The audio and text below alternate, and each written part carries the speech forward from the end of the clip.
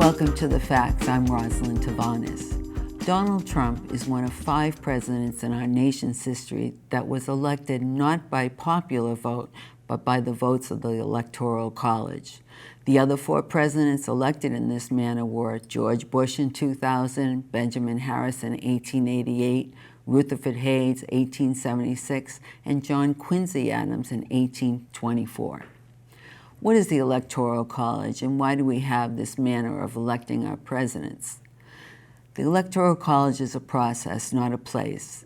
The Founding Fathers established this way to select our presidents in the Constitution as a compromise between direct election by the citizens and a vote by Congress. Historically, our Founding Fathers were quite leery to dole out power to the populace.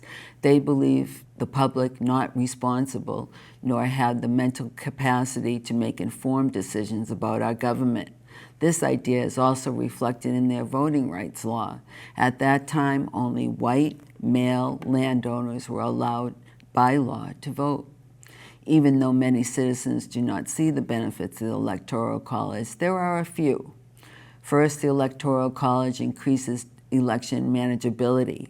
The U.S. population is over 320 million people.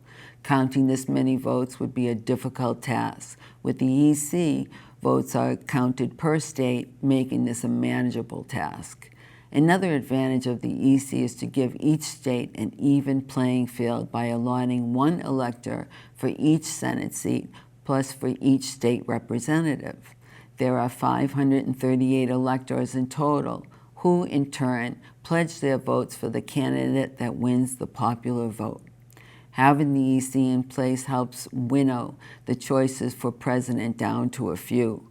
This is advantageous, as this system helps the public from wasting their votes on 3rd and 4th party candidates. On the other hand, there are many opposed to the EC. They argue that it is undemocratic and thwarts public will. Such is the case when a candidate wins the popular vote but loses the election due to the opposer winning more electors from the EC. For a candidate to win, they must have at least 270 electoral votes. When neither candidate obtains 270 mark, it is called a contingent election. If this occurs, Congress actually selects the president and vice president. Opponents of the EC argue that this situation is undemocratic. Further, this situation violates separation of powers, as the legislative branch selects the executive, which is the president. In this case, it is possible that the president and VP could come from 2 different parties, as the House votes for the president and the Senate votes for the VP. Also, voters in more populous states are underrepresented in the EC relative to the votes in less populous ones. However, one feels the task to eliminate the EC is the most difficult one. Because the EC is spelled out in the Constitution, there is only one way to eliminate it. The process would be a constitutional amendment, which the framers made most difficult to achieve. For this reason, the EC is here to stay for a time. With partisanship at an all-time high, one cannot imagine a unified push to eliminate the EC.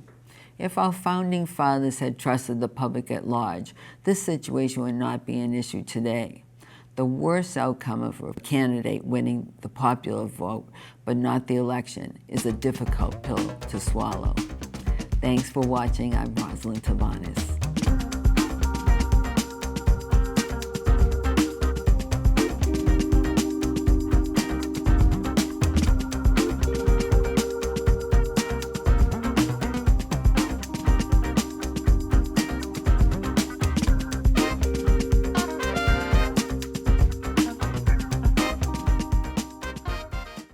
I'm associated with the Chelmsford High School Alumni Association, and we had VHS tapes. They deteriorated badly and they needed some serious editing. So I contacted Pete, and he was kind enough to teach me how to use the video editing software.